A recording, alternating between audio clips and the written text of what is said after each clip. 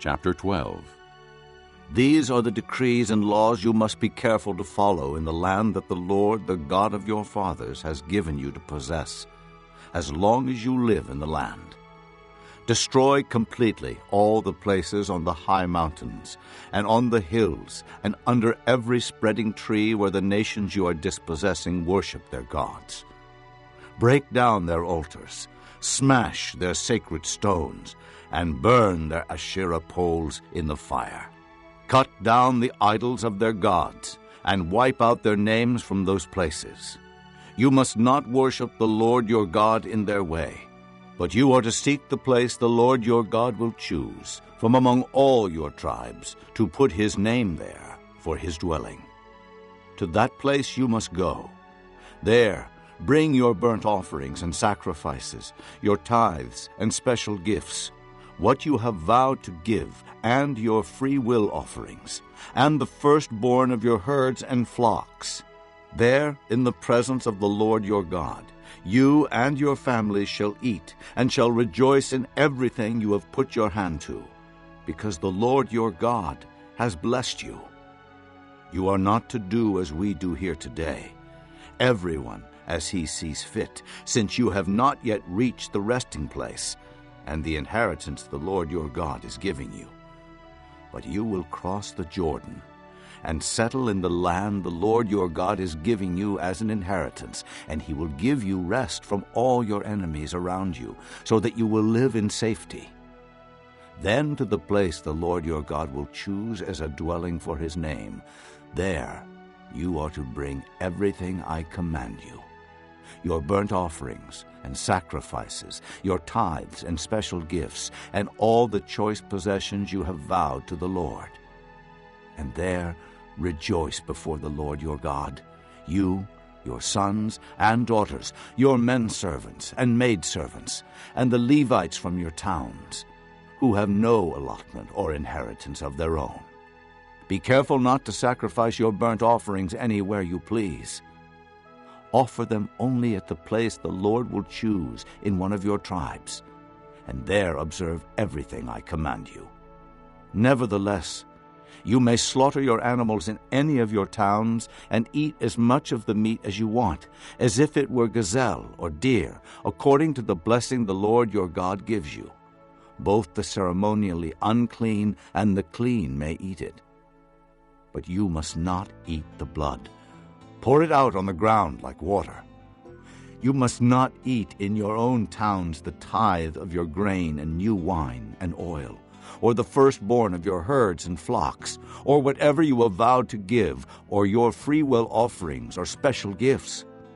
Instead, you are to eat them in the presence of the Lord your God at the place the Lord your God will choose. You, your sons and daughters, your men-servants and maidservants, and the Levites from your towns, and you are to rejoice before the Lord your God in everything you put your hand to. Be careful not to neglect the Levites as long as you live in your land. When the Lord your God has enlarged your territory as he promised you, and you crave meat and say, I would like some meat, then you may eat as much of it as you want. If the place where the Lord your God chooses to put his name is too far away from you, you may slaughter animals from the herds and flocks the Lord has given you, as I have commanded you. And in your own towns you may eat as much of them as you want. Eat them as you would gazelle or deer. Both the ceremonially unclean and the clean may eat. But be sure you do not eat the blood, because the blood is the life, and you must not eat the life with the meat. You must not eat the blood. Pour it out on the ground like water. Do not eat it, so that it may go well with you and your children after you, because you will be doing what is right in the eyes of the Lord. But take your consecrated things, and whatever you have vowed to give, and go to the place the Lord will choose. Present your burnt offerings on the altar of the Lord your God, both the meat and the blood. The blood of your sacrifices must be poured beside the altar of the Lord your God, but you may eat the meat.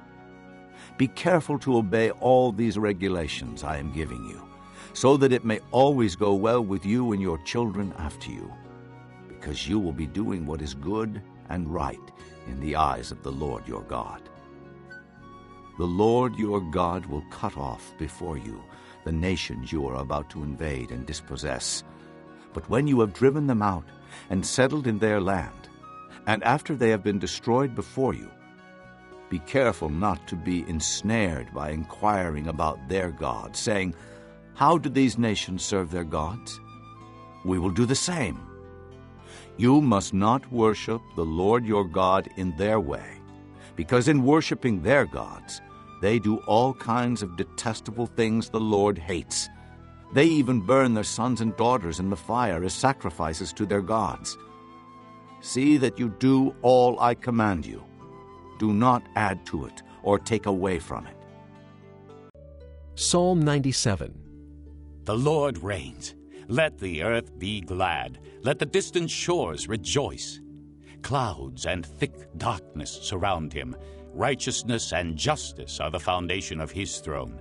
Fire goes before him and consumes his foes on every side. His lightning lights up the world. The earth sees and trembles. The mountains melt like wax before the Lord of all the earth. The heavens proclaim his righteousness, and all the peoples see his glory. All who worship images are put to shame, those who boast in idols. Worship him, all you gods. Zion hears and rejoices, and the villages of Judah are glad because of your judgments, O Lord. For you, O Lord, are the most high over all the earth. You are exalted far above all gods. Let those who love the Lord hate evil, for he guards the lives of his faithful ones and delivers them from the hand of the wicked. Light is shed upon the righteous, and joy on the upright in heart. Rejoice in the Lord, you who are righteous, and praise his holy name. Psalm 98, a psalm. Sing to the Lord a new song, for he has done marvelous things. His right hand and his holy arm have worked salvation for him. The Lord has made his salvation known and revealed his righteousness to the nations. He has remembered his love and his faithfulness to the house of Israel. All the ends of the earth have seen the salvation of our God. Shout for joy to the Lord, all the earth. Burst into jubilant song with music. Make music to the Lord with the harp and the sound of singing, with trumpets and the blast of the ram's horn. Shout for joy before the Lord, the King. Let the sea resound and everything in it, the world and all who live in it. Let the rivers clap their hands. Let the mountains sing together for joy. Let them sing before the Lord, for he comes to judge the earth. He will judge the world in righteousness and the peoples with equity. Chapter 40. Comfort, comfort my people, says your God. Speak tenderly to Jerusalem and proclaim to her that her hard service has been completed, that her sin has been paid for, that she has received from the Lord's hand double for all her sins. A voice of one calling. In the desert, prepare the way for the Lord. Make straight in the wilderness a highway for our God. Every valley shall be raised up, every mountain and hill made low. The rough ground shall become level, the rugged places a plain. And the glory of the Lord will be revealed, and all mankind together will see it, for the mouth of the Lord has spoken. A voice says, "Cry out." And I said, "What shall I cry?" All men are like grass, and all their glory is like the flowers of the field. The grass withers, and the flowers fall, because the breath of the Lord blows on them. Surely the people are grass. The grass withers, and the flowers fall, but the word of our God stands forever. You who bring good tidings to Zion, go up on a high mountain. You who bring good tidings to Jerusalem, lift up your voice with a shout. Lift it up, do not be afraid. Say to the towns of Judah, "Here is your God." See, the sovereign Lord comes with power, and his arm rules for him. See, his reward is with him, and his recompense accompanies him. He tends his flock like a shepherd. He gathers the lambs in his arms and carries them close to his heart.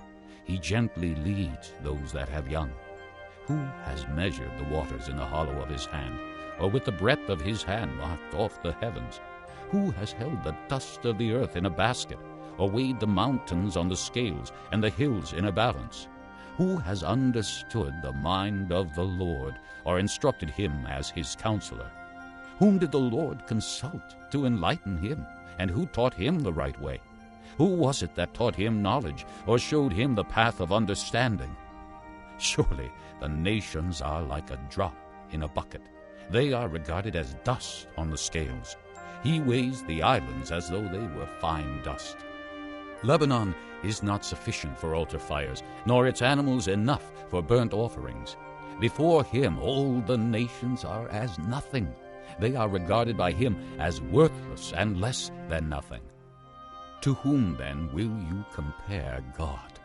What image will you compare him to? As for an idol, a craftsman casts it, and a goldsmith overlays it with gold, and fashions silver chains for it. A man too poor to present such an offering selects wood that will not rot. He looks for a skilled craftsman to set up an idol that will not topple. Do you not know? Have you not heard? Has it not been told you from the beginning? Have you not understood since the earth was founded? He sits enthroned above the circle of the earth, and its people are like grasshoppers. He stretches out the heavens like a canopy, and spreads them out like a tent to live in. He brings princes to naught, and reduces the rulers of this world to nothing. No sooner are they planted, no sooner are they sown, no sooner do they take root in the ground than he blows on them, and they wither, and a whirlwind sweeps them away like chaff. To whom will you compare me, or who is my equal? Says the Holy One. Lift your eyes and look to the heavens. Who created all these? He who brings out the starry host one by one, and calls them each by name. Because of his great power and mighty strength, not one of them is missing. Why do you say, O Jacob, and complain, O Israel? My way is hidden from the Lord, my cause is disregarded by my God. Do you not know? Have you not heard? The Lord is the everlasting God, the creator of the ends of the earth. He will not grow tired or weary, and his understanding no one can fathom. He gives strength to the weary and increases the power of the weak. Even youths grow tired and weary, and young men stumble and fall. But those who hope in the Lord will renew their strength. They will soar on wings like eagles. They will run and not grow weary. They will walk and not be faint. Chapter 10. Then I saw another mighty angel coming down from heaven. He was robed in a cloud, with a rainbow above his head. His face was like the sun, and his legs were like fiery pillars. He was holding a little scroll, which lay open in his hand. He planted his right foot on the sea, and his left foot on the land. And he gave a loud shout, like the roar of a lion. When he shouted, the voices of the seven thunders spoke. And when the seven thunders spoke, I was about to write. But I heard a voice from heaven say, Seal up what the seven thunders have said, and do not write it down. Then the angel I had seen standing on the sea and on the land raised his right hand to heaven.